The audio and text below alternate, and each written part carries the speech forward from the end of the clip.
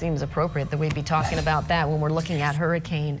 It's coming through the area. And here's a question. What is the worst case scenario for what's happening right now? Well, there's two worst case scenarios that in the hurricane community we always dread. Number one is a hurricane like Katrina, only Katrina was kind, believe it or not, to New Orleans.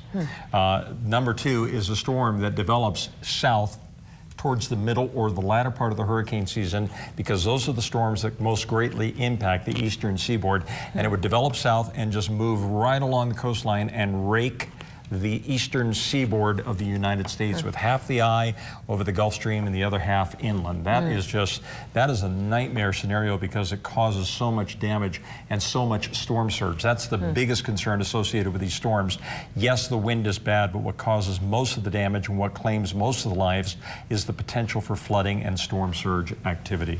So that's what they're going to be watching very, very carefully. I know the folks at the Hurricane Center are probably really sharpening their pencils on this one, because the track is shifting a little bit more toward the left or more toward the eastern seaboard of the United States. So it's something we're going to be watching very carefully, friends.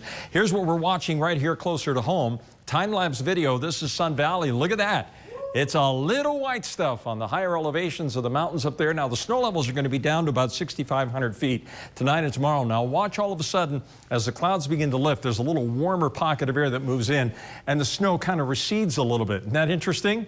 But there's still some snow that's falling at the higher peaks up there. And this is the way it's going to be. It's going to be unsettled here for the next 24 to 36 hours.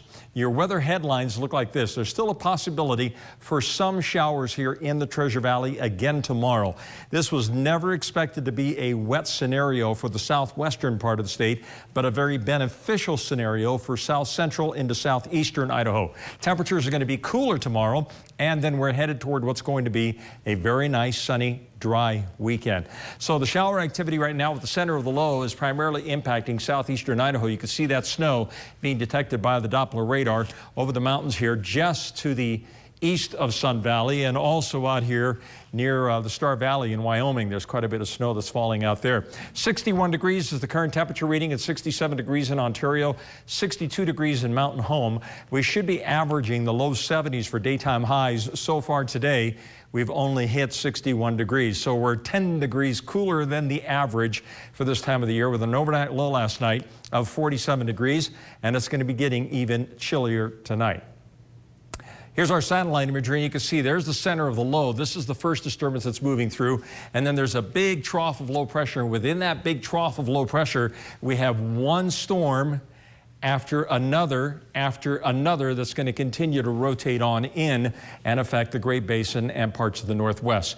Just the orientation and the intensity and the timing of these storms doesn't look like it's going to be a big rainmaker for us, but I still can't rule out at least the possibility of some occasional showers. For example, Futurecast tomorrow morning, 7 to 8 o'clock. Here's a little line of shower activity that's approaching Malheur County that could be impacting the Treasure Valley, on again, off again through the day tomorrow. And then just kind of a moist flow. Here comes the next area of low pressure. This is going to be on Wednesday. It looks like it's going to be tracking more to the south, but I think it will at least give us a little bit of cloud cover.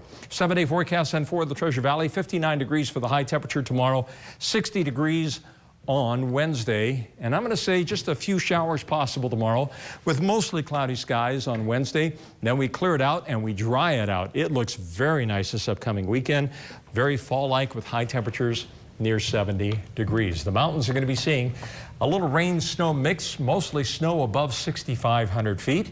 Same goes for Wednesday, a little rain-snow mix, but again, not a big storm for our local mountains. And it looks like it's going to be another beautiful autumn-like weekend up in the higher elevations on Friday, Saturday, and Sunday. I don't know much about the clouds, but I thought the sky really looked fall-like today. It did, and it felt fall-like this morning. It was really kind of crisp. Yeah, and the leaves blowing around and stuff. All right, thanks, Roland.